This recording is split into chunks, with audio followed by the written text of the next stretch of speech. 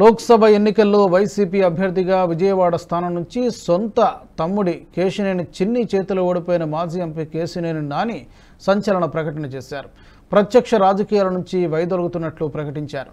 జాగ్రత్తగా ఆలోచించిన తర్వాత తాను రాజకీయాలకు దూరంగా ఉండాలని నిర్ణయించుకున్నానని వెల్లడించారు. తన రాజకీయ ప్రయాణాన్ని ముగించానని, 2 పర్యాయాలు పార్లమెంటు సభ్యుడిగా విజయవాడ ప్రజలకు సేవ చేయడం అపూర్వమైన గౌరవమని పేర్కొన్నారు. విజయవాడ ప్రజల స్థైర్యం, దృఢ సంకల్పం తనకు స్ఫూర్తినిచ్చాయని ట్విట్టర్ వేదికగా పేర్కొన్నారు.